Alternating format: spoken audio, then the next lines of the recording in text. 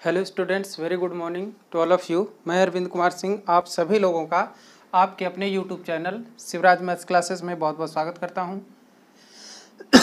आइए बच्चों, आज हम चैप्टर 4 पॉलिनोमियल अर्थात बहुपद का एक्सरसाइज 4.4 प्रश्नावली 4.4 का प्रश्न संख्या 1 पढ़ेंगे, जिसमें एक क्वेश्चन है कि निम्न द्विघात समीकरणों के मूलों की प्रकृति मतलब नेचर ऑफ रूट्स ज्ञात कीजिए।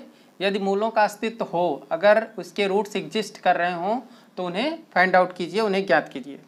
तो देखिए क्वेश्चन नंबर फर्स्ट में लिखा है, फर्स्ट का फर्स्ट पार्ट है कि 2x² - 3x + 5 = 0। क्या इसके जो रूट्स हैं वो एग्जिस्ट करेंगे, इसके मूल एग्जिस्ट करेंगे, अस्तित्व में होंगे, और इनके रूट्स का नेचर कैसा होगा, प्रकृति कैसी होगी। तो आइए इसको हल करते हैं। देखिए आप लिखेंगे दिया गया द्विघात समीकरण 2x² - 3x + 5 = 0 की तुलना ax² + bx + c = 0 से करने पर, ठीक है ना। यहाँ आप व्यापक द्विघात समीकरण लिख सकते हैं, व्यापक द्विघात समीकरण ax² + bx + c = 0 से करने पर। तो a का मान 2 आ जाएगा, b का मान -3 और c का मान 5, ठीक है ना। तो ये भी c आ गया, इसलिए विविक्त कर यानी डिस्क्रिमिनेंट d बराबर क्या होता है, b² - 4ac। तो d = b की वैल्यू -3 है तो -3 का स्क्वायर लिखिए, -4, ठीक है ना। और a की वैल्यू कितनी है, देखिए 4a की वैल्यू 2 है और c की वैल्यू 5 है, तो ये लिख देंगे। -3 का स्क्वायर क्या होगा, माइनस माइनस प्लस, और 3 3 9, -4 दूनी 8, 8 पंचे 40, तो +9 और माइनस का 40। तो d की वैल्यू कितनी आ जाएगी, 40 में से 9 घटाएंगे तो माइनस का 31 आएगा। क्या आएगा, d = -31। तो ये क्या है, d इज लेस देन 0, 0 से छोटा हो गया क्योंकि नेगेटिव वैल्यू आ गई। तो नंबर लाइन पे आपने पढ़ा है कि 0 से जो छोटी वैल्यू होती हैं वो नेगेटिव होती हैं, है ना, वो लेफ्ट साइड में होती हैं, जो बड़ी होती हैं वो राइट साइड में होती हैं, पॉजिटिव होती हैं। तो d की वैल्यू 0 से छोटी आ गई, इसलिए दिए गए द्विघात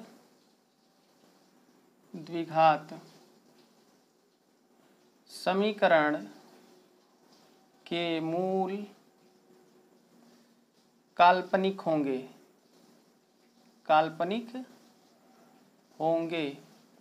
या अवास्तविक होंगे, ठीक है ना। तो उनका अस्तित्व है, अतः मूलों का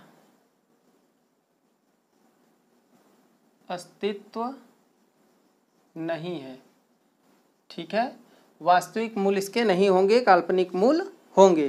तो मूलों का अस्तित्व है, नहीं है, इसलिए मूलों की प्रकृति कैसी है, इसके मूल कैसे हैं, अवास्तविक हैं और भिन्न भिन्न हैं, ठीक है ना। अवास्तविक हैं और भिन्न भिन्न हैं, अवास्तविक होंगे या काल्पनिक होंगे, है ना, काल्पनिक होंगे, काल्पनिक तथा भिन्न भिन्न होंगे या अवास्तविक होंगे। तो इस तरह से नेचर ऑफ फ्रूट्स आप फाइंड कर लेंगे। ओके, आइए बच्चों अगला इसका पार्ट, सेकेंड पार्ट देखते हैं। इसमें लिखा है कि 3x² - 4√3x + 4 = 0।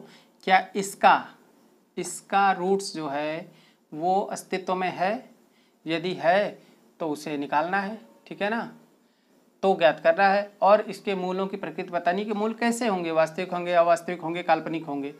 तो आइए इसका सॉल्यूशन देखते हैं। लिखेंगे दिए गए द्विघात समीकरण 3x² - 4 * 3x + 4 = 0 की तुलना व्यापक द्विघात समीकरण, कौन सा, ax square plus bx plus c बराबर 0 से करने पर, तो इससे तुलना करेंगे तो a का मान कितना आएगा 3, क्योंकि एक्स स्क्वायर मिल रहा है। b का मान -4√3, ये b हो जाएगा, और c की वैल्यू 4 आ जाएगी। तो a b c हमारे पास आ गया, इसलिए इसका डिस्क्रिमिनेंट यानी विविक्त कर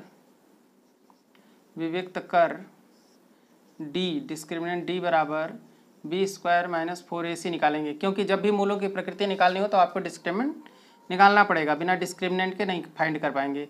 तो ये होगा -4√3 दिस होल स्क्वायर -4, a की वैल्यू 3 और c की वैल्यू 4। तो माइनस माइनस प्लस, 4 चौके 16 और √3 का स्क्वायर करेंगे तो 3 आएगा, रूट हट जाएगा, और 4 3 12 और 12 चौके 48, 4 चौके 16, 16 3 48, ठीक है ना। तो ये 48, ये कितना हो गया, आगे देखिए 16 और 3 का मल्टीप्लाई करेंगे तो 16 3 48 आ जाएगा, ठीक है ना। तो d इक्वल क्या आ जाएगा 48, और इधर -48, तो d इक्वल क्या आ गया 0। जब d इक्वल 0 आ गया तो d इक्वल 0 होता है तो मूल कैसे होते हैं, चूँकि d इक्वल 0 है, इसलिए दिए गए द्विघात समीकरण के मूल वास्तविक तथा समान होंगे, वास्तविक तथा समान होंगे, अतः मूलों का अस्तित्व है, ठीक है, मूलों का अस्तित्व है। अब हमें ये पता चल गया कि मूल एग्जिस्ट कर रहे हैं, मूलों का अस्तित्व है, तो जब मूलों का अस्तित्व है तो मूल निकालना पड़ेगा। तो वो कैसे निकालेंगे, श्रोडाचार्य के फार्मूले से, ठीक है ना। तो मैं इसको इरेज कर देता हूँ, आप इसको पॉज करके देख सकते हैं और अपना नोट भी कर सकते हैं। देखिए अब आपको पता है श्रीधराचार्य सूत्र से, श्रीधराचार्य के सूत्र से क्या है, श्रीधराचार्य का सूत्र x बराबर -b प्लस माइनस करणी में b square minus 4ac divided by 2a। तो x बराबर -b प्लस माइनस, ये क्या होता है d होता है, अभी हमने फाइंड किया d क्या था b स्क्वायर माइनस 4ac, तो √d हो जाएगा अपॉन 2a, यानी d की वैल्यू क्या आ गई 0, तो ये 0 हो जाएगा, तो क्या आ गया -b अपॉन 2a, ये x का मान आ गया। तो माइनस, अब b की वैल्यू कितनी है देखिए -4√3, तो -4√3 लिखेंगे b अपॉन 2, और a की वैल्यू कितनी है 3, तो क्या आ गया माइनस माइनस प्लस, 4 करणी में 3 और बटे 3 दूनी 6, तो x बराबर क्या आ गया 2 दूनी 4 2 3 6, ठीक है ना। तो x का ये मान आ गया। तो हम चाहें या इसको ऐसे कर सकते हैं कि 2 करणी में 3 बटे 3 को आप लिख सकते हैं करणी में 3 इंटू करणी में 3, ठीक है, इसका मतलब भी 3 ही है, गुणा होने पर 3 आएगा, तो ये आपका कैंसिल हो जाएगा, बचेगा क्या 2 बटे करणी में 3। अतः दिए गए द्विघात समीकरण के दोनों मूल 2 बटे करणी में 3 होंगे, ठीक है। तो इस तरह से हम फाइंड कर लेंगे, इसके दोनों मूल क्या होंगे 2 बटे करणी में 3 ही होंगे, ओके। आइए बच्चों इसका थर्ड पार्ट देखिए, लिखा है 2x square minus 6x plus 3 equal 0, ठीक है ना। तो लिखेंगे दिया है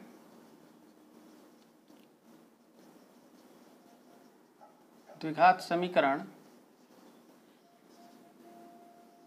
2x square minus 6x plus 3 equal to 0, समीकरण 1 लिखेंगे। समीकरण 1 की तुलना व्यापक द्विघात समीकरण ax square plus bx plus c बराबर 0 से करने पर, ठीक है, इससे तुलना करेंगे। a की वैल्यू 2 आ जाएगी, b की वैल्यू -6 और c की वैल्यू 3, c की वैल्यू 3, इसलिए विविक्त कर डी बराबर बी स्क्वायर माइनस 4ac। तो डी बराबर आएगा बी स्क्वायर मतलब -6 का स्क्वायर माइनस 4, ए की वैल्यू 2 और सी की वैल्यू 3। ठीक है, तो -6 का स्क्वायर क्या आएगा, 6 छक 36, तो डी बराबर हो गया +36 और -4 दूनी 8 और 8 3 24। ठीक है ना, तो डी की वैल्यू कितनी आ जाएगी, देखिए 6 में 4 गया 2 और 3 में से 2 गया 1, कितना 12। डी की वैल्यू 12 आ गई, तो मतलब D is greater than 0, D is greater than 0, 0 से बड़ा है, इसलिए मूल वास्तविक तथा भिन्न भिन्न होंगे या असमान होंगे। अतः मूलों का अस्तित्व है, मूलों का अस्तित्व है। जब मूलों का अस्तित्व है तो उन्हें ज्ञात करना है, तो इसलिए x बराबर क्या होगा, -b plus minus under root b square minus 4ac upon 2a से, इसी सूत्र से निकालेंगे क्वाड्रेटिक फार्मूले से। तो x बराबर होगा -b की value -6 plus minus under root, ये बी स्क्वायर माइनस 4ac की वैल्यू देखिए हमने निकाला है, वो कितनी आई है 12, तो हम यहाँ सीधे 12 लिख देंगे अपॉन 2, और a की वैल्यू कितनी देखिए यहाँ पे निकाला हमने 2। ठीक है ना, तो x इक्वल क्या आ जाएगा, -+6 और +-12 को क्या लिखेंगे, 2 दूनी 4 तिहाई 12, नीचे 2 दूनी 4 हो जाएगा। ठीक है, अब क्या होगा कि ये जो 6 है वो तो x इक्वल 6 ही रहेगा, फिर प्लस माइनस यहाँ से 2 पेयर बन के बाहर आ जाएगा रूट से, और रूट में 3 बचेगा, और नीचे 2 2 जा 4। तब x की जो वैल्यू आएगी वो क्या आएगी, 6 प्लस माइनस, अब कॉमन ले लेता हूँ, 2 कॉमन दिख रहा है 2, तो क्योंकि 2 गुणे 3 लिख सकते हैं, अब प्लस माइनस 2√3 लिख सकते हैं अपॉन 2 × 2। तो अब हम x बराबर क्या करेंगे कि यहाँ से हम 2 कॉमन लेंगे, तो ये आएगा 3 प्लस माइनस √3 और नीचे 2 × 2, तो ये 2 से 2 कैंसिल हो जाएगा, तो x इक्वल क्या आ जाएगा, 3 प्लस माइनस √3 अपॉन 2। तो x बराबर इसके 2 मान आएंगे, 3 प्लस करणी में 3/2 हैं, व 3 माइनस करणी में 3/2। ठीक है, यही आंसर आ जाएगा हमारा, यही 2 इसके रूट्स होंगे जो कि दिए गए समीकरण के वास्तविक मान होंगे। ठीक है ना, क्या होगा, 3 प्लस करणी में 3/2 और दूसरा 3 माइनस करणी में 3/2। तो इस तरह से इनको कैलकुलेट करना है। ठीक है, तो उम्मीद है आज की वीडियो में जो भी क्वेश्चन कराए गए आपको समझ में आए होंगे, तो प्लीज़ चैनल को सब्सक्राइब कीजिए, वीडियो को लाइक कीजिए। थैंक्स फॉर वॉचिंग, बहुत बहुत धन्यवाद आप सभी।